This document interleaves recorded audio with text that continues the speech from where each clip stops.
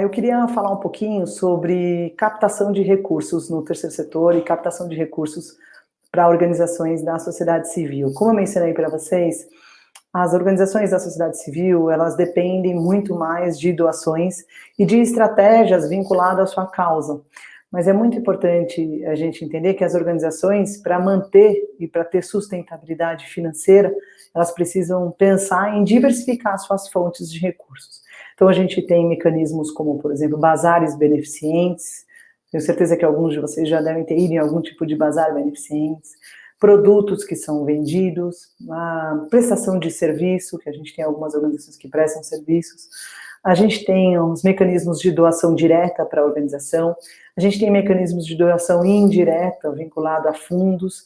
A gente tem também algumas questões relacionadas à doação de causa e de projetos que tem vinculação de incentivo fiscal. Isso é bem interessante, depois a gente fala um pouquinho melhor. Mas, hoje, com a questão da inovação tecnológica, cada vez mais as organizações vêm tentado se aprimorar com respeito à captação de recursos. O crowdfunding é uma estratégia para essa questão. A própria constituição de fundo patrimonial também contribui bastante para que as organizações tenham perenidade. Participação de editais, não somente públicos, mas na grande maioria privados. A gente tem aí uma ideia equivocada de que a maioria das organizações no Brasil utilizam recursos públicos, e a gente sabe que não é assim, né?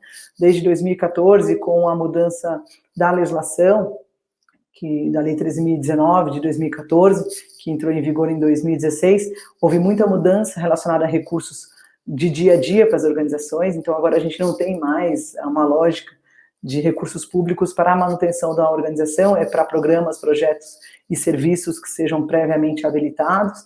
Então, em relação à captação de recursos, a organização precisaria pensar numa estratégia como atividade meio, numa lógica de rentabilidade, numa lógica de eficiência, de produtividade, e que não afete e que não desequilibre a sua finalidade social, porque não adianta a gente ser organização extremamente efetiva na venda de produto e ser totalmente ineficiente na execução da atividade social. Então, por isso que é tão importante a profissionalização das organizações, no sentido de diversificar suas fontes de recursos, mas também ter a condição de desenvolver uma atividade que é de atendimento universal, né, como educação, saúde, assistência, cultura, as desportivas, que são aí, que tem uma lógica universal na Constituição Federal, de maneira qualitativa.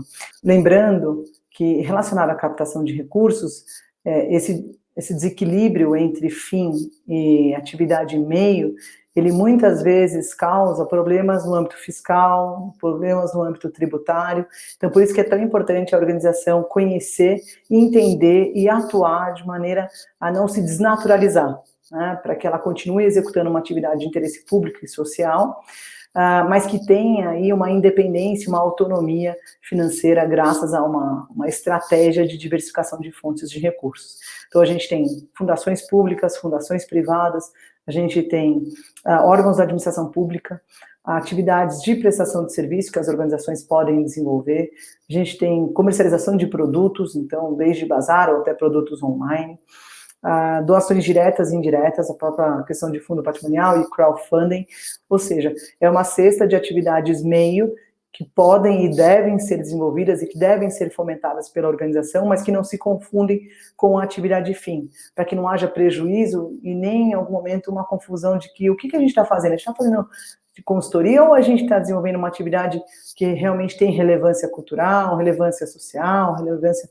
educacional, então de relevância pública. Essa é uma reflexão que a gente precisa fazer relacionada à questão de fontes de recursos. É fundamental que a gente tenha uma captação de recursos estruturada, estratégica, planejada, para que tenha maior abrangência e diversificação. Quanto mais diversificada, mais segurança a organização possui. Então, eu normalmente faço um exercício com as organizações que a gente atua, delas imaginarem a captação de recursos, ou mesmo qual a fonte de recurso que elas têm hoje, como se fosse uma pizza, e quantos pedaços você tem em uma fonte só. É muito importante que a organização não concentre grande parte da sua fonte de recurso em poucas e pequenas estratégias. Isso oferece risco para a organização, até porque é uma questão até de mercado. Quanto mais você centraliza todas as suas fontes em uma única, né, toda a sua captação de recursos em uma única fonte, maior risco você tem e maior dependência. Poucas organizações possuem tanta autonomia. A gente tem organizações que são conhecidas aí internacionalmente, que não recebem recursos de pessoas jurídicas, que não recebem recursos da administração pública e que constituem aí as suas ações e as suas atividades via somente doação de pessoa física, por exemplo. Então, vai variar muito de acordo com a estratégia que a organização vai querer definir, inclusive para qual fim. De repente, a captação de recursos é focada só num projeto, ou a captação de recursos é focada só numa reforma, ou é focada só na constituição de um fundo. Então, todos esses fatores a gente tem que dimensionar quando a gente fala de captação de recursos. A ideia sempre é diversificação. Quanto maior a diversificação de fontes de recursos, maior a autonomia e segurança financeira que a organização vai ter.